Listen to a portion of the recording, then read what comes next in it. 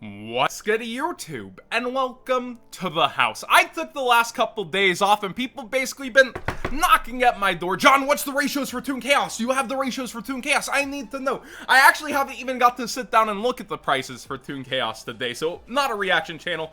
We're gonna go through that in a second. But first, I did hit up both YBM and Tier 0. They're allowed to talk ratios now. And for their mass case openings, over 10 each of course, we see that there's actually not a single ultra rare that seems shorted. Actually, everything's just deviations, luck of the draw, and there's not a single short print over mass openings for the ultra rares. I actually haven't got to ask about the supers and rares yet. I'll go ahead and ask them about that later. And when it comes to the collector's rares, they are closer to 4 per case than 3 per case, but still under 4 per case, like barely. So it's like 3.8/4 pulls per 12 box case. What does that mean? It's closer to when we were doing this math to pull an individual collector's rare towards the Rising Rampage / Chaos Impact Starlights at half of the rate to get an individual. Let's break down exactly what that means. Whenever you're looking at it, it's 15 different collector's rares,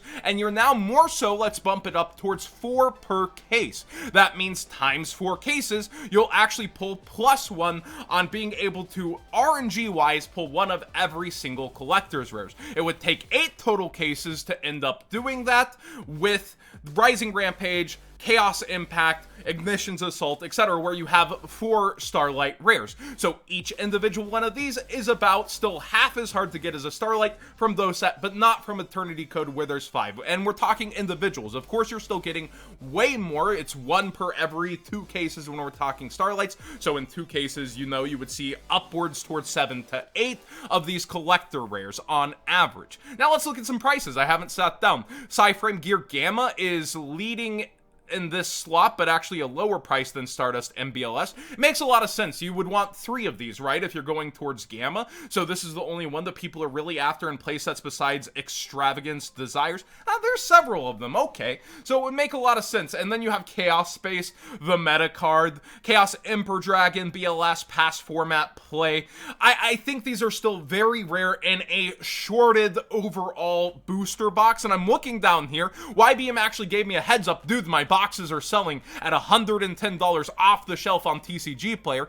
What did I say? What have I been screaming from the rooftops? You should have got on YBM's early pre-sales with 5% off on code What's Good 5 by the caseload.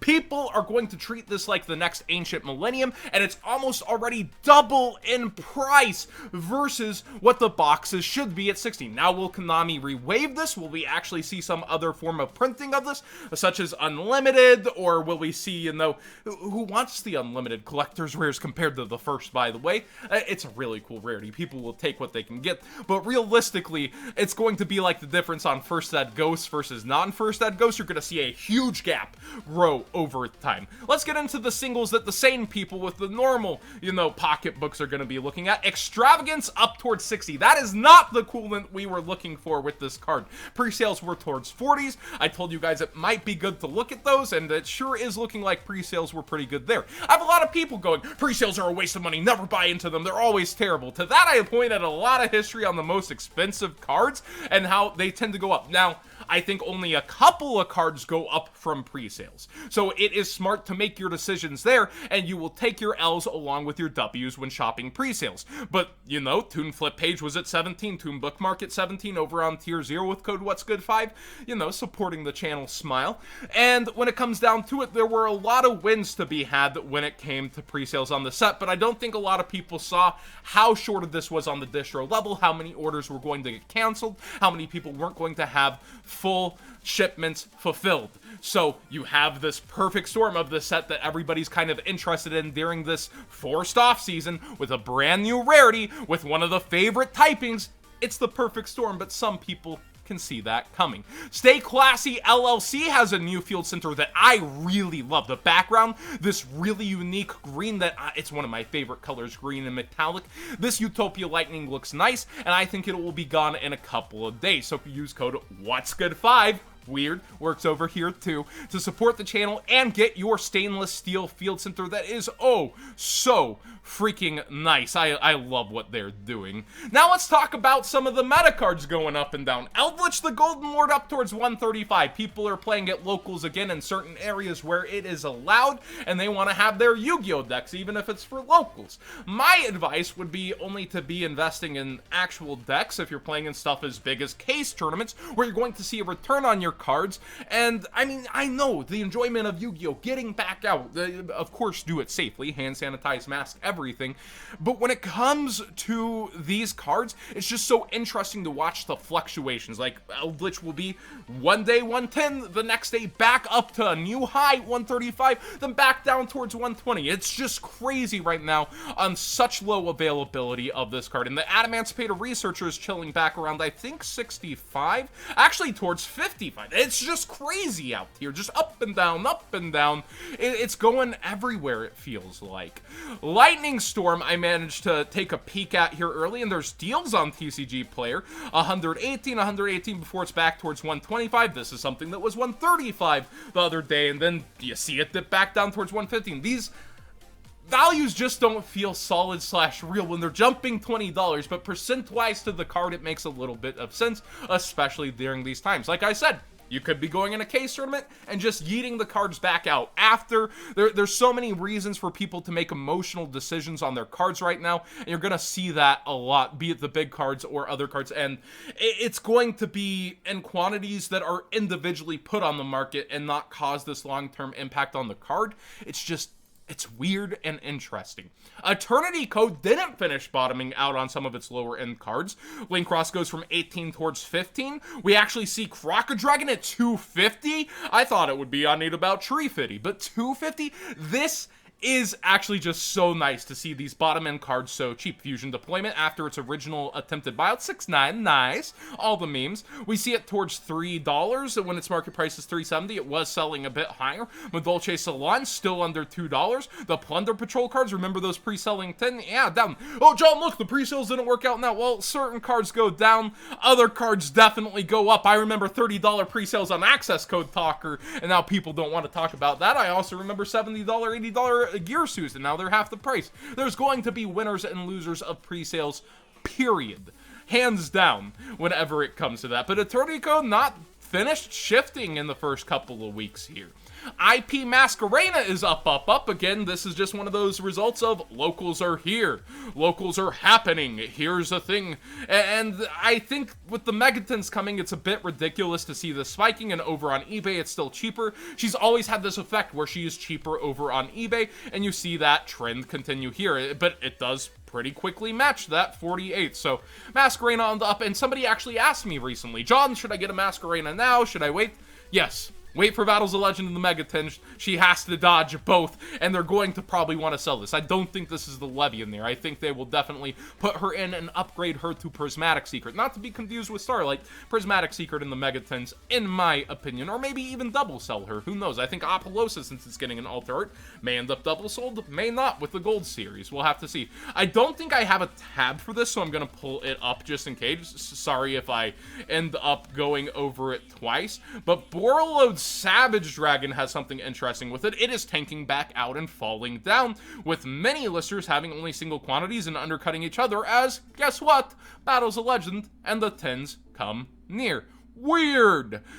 Romulus is up in price as we approach the Dragoonity structure deck. This is something I pointed out was funny that it wasn't moving at all, and all of a sudden, oh yeah, the Dragoonity structure is coming. And I don't think people will want to be playing a common, but I think just like Triple Burst and other enablers / combo pieces where you go up, I don't know that this will, long-term hold if it does get a reprint in there, but people will want the Ultra over the common on some level. Condemned Witch is slowly creeping up in price. This is one that I keep forgetting to bring up on Market Watch. You have Forbidden Droplets coming out. It's actually a pretty decent card. The cards can't respond depending on what you're actually using for the cost that you send, so it is searchable, and it tags out into any level 4 fairy monster from your deck, so it has extra synergy with certain decks. It's just a little bit of an interesting note. She has no reprint, and she continues to creep on up. So if you had this, somebody was pointing your binder $2, you might have thought that. Well, there's support on the way, and she's been creeping up, so that's something to take note of.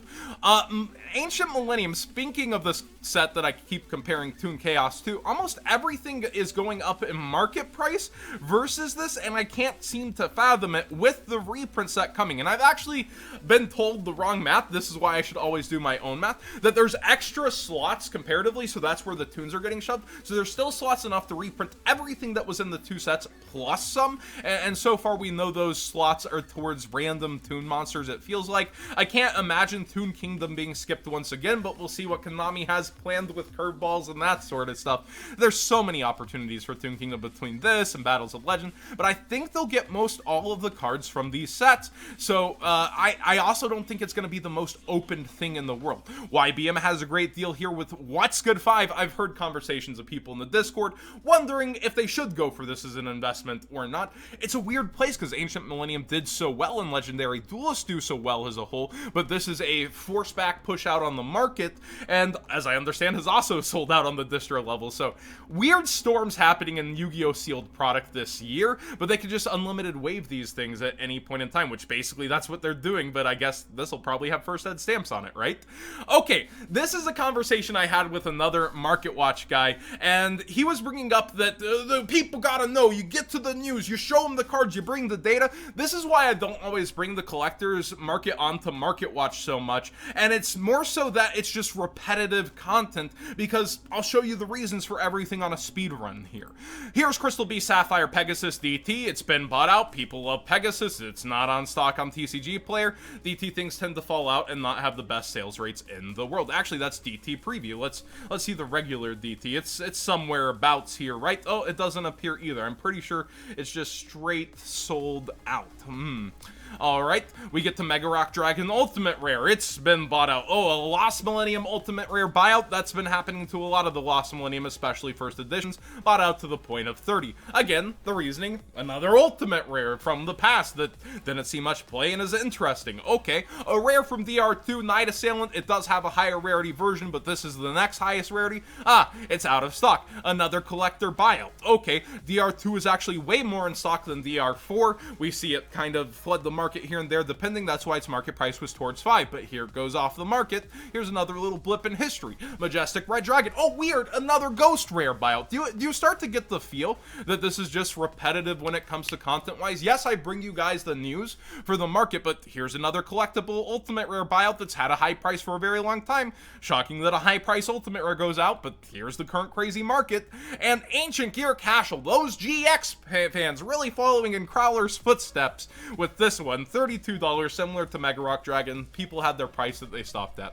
When it comes to these buyouts, it just feels like regurgitative content. Yes, I'm bringing you the cards that are happening. Yes, you might not have known that you had something worth so much, or that there's a flashpoint that it just got bought out, but these cards aren't at this price. They're not going to have sales rates right out the gate. Sorry, I need to take a drink.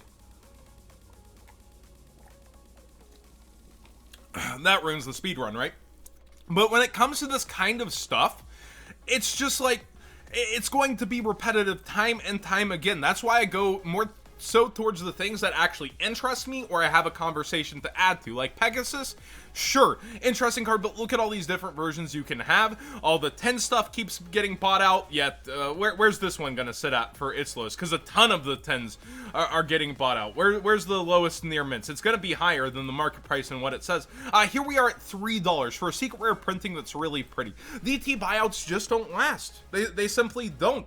And ultimate rare buyouts, they're gonna have their fluctuations. So it's just like the entire market's moving this way in the collector's market. So to cover each and every individual card, every single Market Watch is just going to end up with a speed run of this. And I know some people are a fan of get to the card, John, get to the card, John. I want to know the card, John. That card's interesting. I want to see my own thoughts. Kind of like how people look at deck list. Whenever they have a dueling book profile, they click on it, stop. They don't even want to hear the tournament report or people's words for 9 out of 10 people. And that's what the data shows. But when it comes to me actually doing these videos, I want to talk about what I'm finding interesting right now, what I'm finding going on, and it's not always just get to the card, get to the card, get to the card.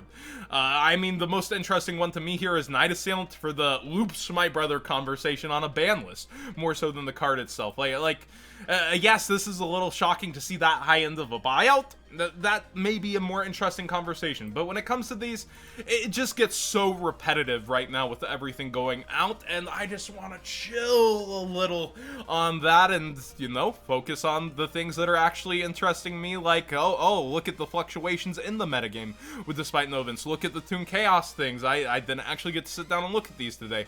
That's more so what I find in the here and now, but let me know if you want to see more collector stuff. Maybe a collector speedrun could be something we do regularly to get that stuff up, get to the card jump, and just do a little bit of here we go, here we go, here we go. Thanks for watching today's Market Watch, everybody. Please subscribe if you haven't already. Give this video a thumbs up if you enjoyed the conversation. Use that TCG player link in the description down below, costing you nothing extra to support the channel directly for the cards you'd already be buying and helping with my medical bills. I got them all in at this point, I'm pretty sure, at least I hope, and it hurts a bit. But seriously, thanks, guys.